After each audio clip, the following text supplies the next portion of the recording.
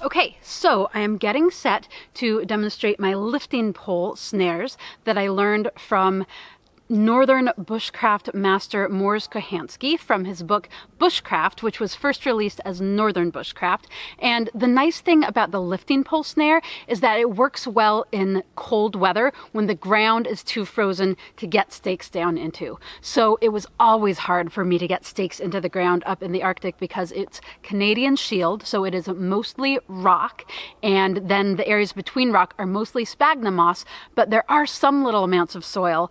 But as it got colder and colder, of course, the ground froze and it was harder and harder for me to get stakes into it for other types of traps. So I started to depend more and more on lifting pole types of traps. But for lifting pole traps, you need more cordage because you're going to be lashing several pieces together in order to make those traps. This is a really nice location. I've got two smallish trees relatively close to one another, and this is a perfect rabbit run. It's going from a kind of denser, brushy area to a clearing on the other side. So this is a place where rabbits are often going to pause for a moment to check out what's happening in the clearing. So they're not as focused on this right here as they are on what's happening in the clearing. It's also an area the rabbits are going to tend to run quickly towards because they're trying to get out of the clearing towards this nice, safe, brushy zone in here. So whichever direction the rabbits are coming from, this is a pretty good location. And there's a lot of kind of low-hanging, brushy things around here, which are going to make it less obvious that I've set up my snare pole here. So I've done a little bit of clearing in order to make this an easier area to set up my pole, and I've set some of the things that I've cut around the area to kind of brush up the sides of the area so the rabbits are going to be more inclined to pass through here. So again, it's important in my brushing and kind of redirecting of the rabbits that I make it inconvenient for the rabbits to go around, but not impossible, because if I'm doing too much brushing, then the rabbits are more likely to notice it and be a little suspicious. So it is a subtle art. So what I'm going to need is a cross piece that I'm going to lash between these two poles. And what I want is a piece that is going to be not too high up above where the rabbit is going to be passing, because that would take more paracord for me to get it right in the right spot. I also don't want it too low to right where the rabbit is going to be passing, because again, that might be a little fishy to the rabbit and might act like an obstruction to keep them from passing there. So I would say about a foot high is ideal. So here is where my lovely little spool of paracord innards comes in. So I'm going to use that to lash. And again, it's kind of a balance in that I want to use enough paracord, strong enough lash to make sure this isn't going anywhere, but I don't want to use up too much of my cordage. So I'm going to find the balance here. So I like to use my body to secure the pole. And I'm going to start by making a nice overhand knot that's plenty big enough for my lovely spool, which also acts as a needle, to pass through, and has a nice loose end here so that I can have extra to tie my end off to. So a nice loop, and then I'm going to start my lash by going around the tree, up and over my branch, down around it, and then threading through my loop.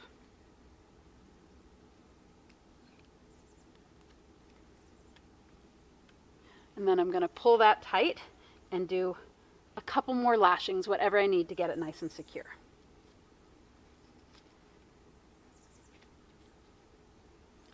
The nice thing about the spool is I can pull on my spool, which is a lot easier to hang on to than just a loose hank of paracord innards would be.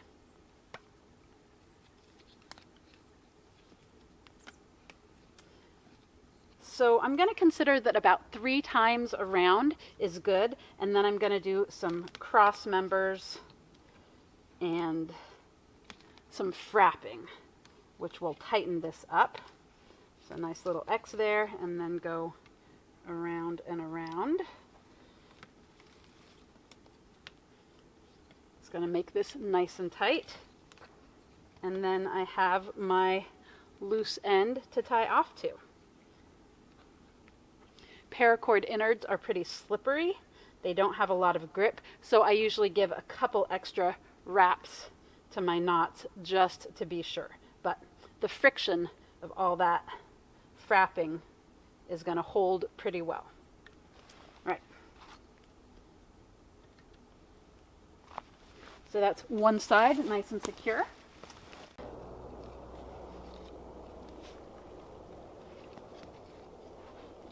Around here, through the loop. Okay, so my horizontal cross piece is looking good, securely lashed on either side, plenty strong to hold the weight of a rabbit. So now comes the lifting pole. This is the key part of this trap mechanism. So you want a pole that is going to be long enough and heavy enough that it can lift the weight of a rabbit up and off of the ground, but not so heavy that it takes a really strong knot to hold it. Because what we want is a slip knot that is going to be loose enough that the force of a rabbit can untie it, which will then allow our lifting pole to pivot and lift up the rabbit with the weight. So this has a little bit of stickers on it, a little bit of branch that we're going to need to clean up. So I'm going to use my trusty silky katana boy that I had out there with me that has one side sharpened to just whack those branches off so that it's going to swing freely. So I want to find a way that my pole can pivot on one of my two trees that is going to have the tip of this about in the middle of my cross piece and with enough length on the other side to swing freely and lift the rabbit up and off its feet. So for me, that is going to look like a pivot spot about 1.5 feet up.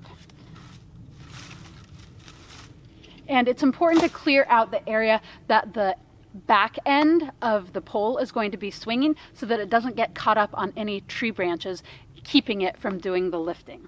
Also, I always try to do it so that the tip of the tree, the narrow end, is the part that's over here, and the heavy end, and in this case it's not a very heavy tree, but it is a sapling, so it was green. It has more weight to it than if it was a dead piece of wood. But it's going to be the thick end out and the narrow end in, just so it has the adequate amount of weight. So about here, and a pivot point right around here. And what I like to do for the pivot point is just a loose loop. You want it to be just enough to hold it in place, but not to restrict its swing. So I'm going to do a simpler lashing than I did for the cross piece. It's just going to go around and around a couple times.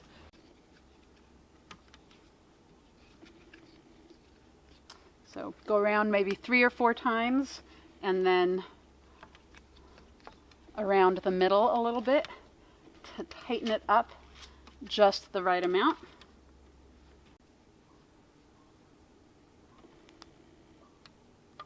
Okay.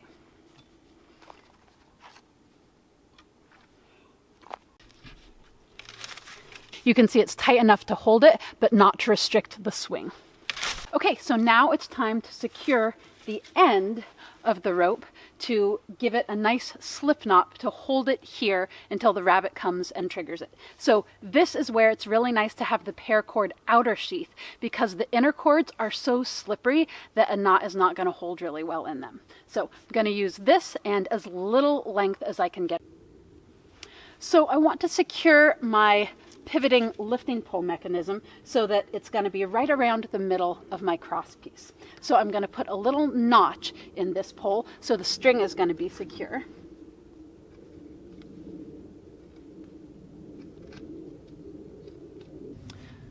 So I like to use a lark's head, which is essentially a square knot that's then pulled under tension. So I'm going to leave about 8 to 10 inches of my short end, the end with a knot in it, and tie a square knot.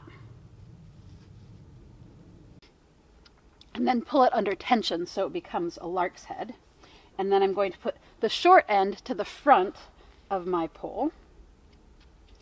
and the long end to the back.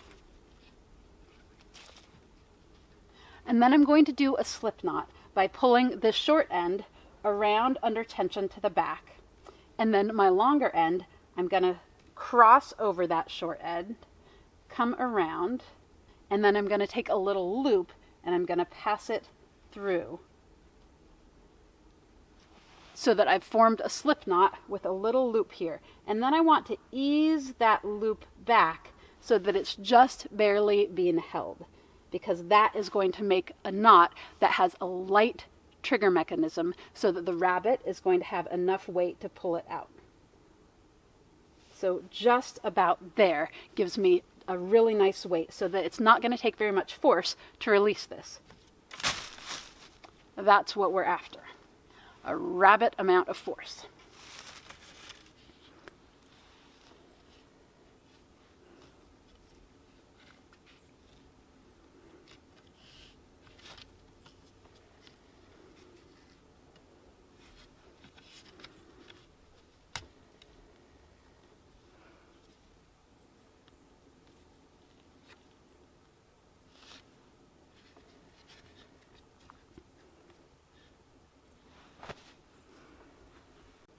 So now this is the end that's going to have my noose attached to it. Now, if all I have is paracord, I can make a loop with the paracord. However, that's going to be really big and probably pretty obvious to the rabbit. So what I had up north was 20-pound test fishing line. So I would use this paracord sheath for the slip knot, and then I would attach it to my fishing line.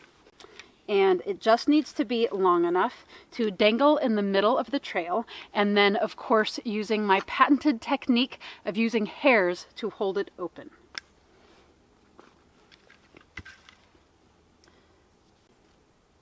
So an overhand knot, making a little loop, does the job.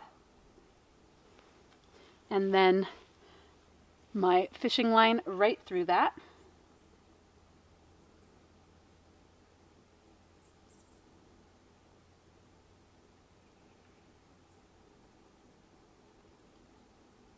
Tying off securely with just a fisherman's knot that I would use for securing a hook to a line. And then cutting off my paracord to make use of every little bit I've got. And then my standard noose for a rabbit, which is going to be fist high off of the ground and fist wide, with 2 overhand knots holding it open and allowing it to slide closed securely. And here is where the Leatherman comes in. The scissors are perfect for this.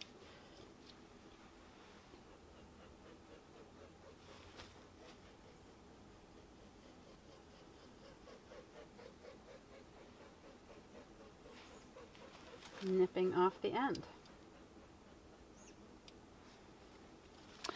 So now are the parts that are very hard to see, and it is a good time of day to be setting rabbit snares because it is getting on towards dusk. Okay, so now I've got the end of my paracord tied into an overhand knot and my noose of 20-pound test fishing line that is fist high and fist wide, and now I need to hold this open. So I'm going to do sticks on either side of it, which are going to serve the purpose of funneling the rabbit exactly through my noose, as well as giving me something to secure my noose open with. So I'm just going to grab some sticks from the ground, shove them down in there securely,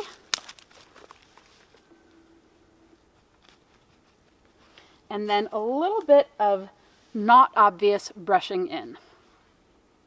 So let's go ahead and get some of my lovely clear hairs and tie off my fishing line noose to hold it open and exactly in the middle of the trail.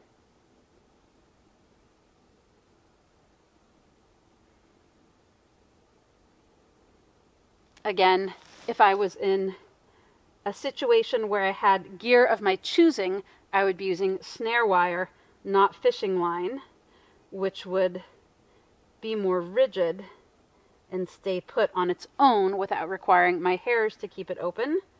But this is a recreation of my situation in Alone Season 6, wherein I did not have the luxury of snare wire, but I made do, and it worked out. But it was a lot more time crouching in the snow than it would otherwise have been.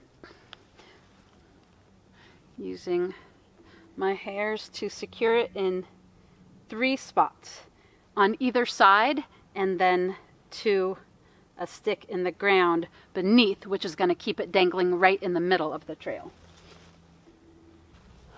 All right, well, it is pretty dark in the woods to be able to see a clear noose of fishing line with my clear hair holding it. But let me assure you, dangling right from this mechanism is in fact a noose of fishing line hanging exactly in the middle of this trail. So now my task is to brush in around it a little bit, to trickily disguise the fact that I have messed with this area, and also to kind of funnel the rabbits so that they go right through the middle of that snare. So again, I just want to make it inconvenient for them to go elsewhere, not impossible, because that might make them suspicious.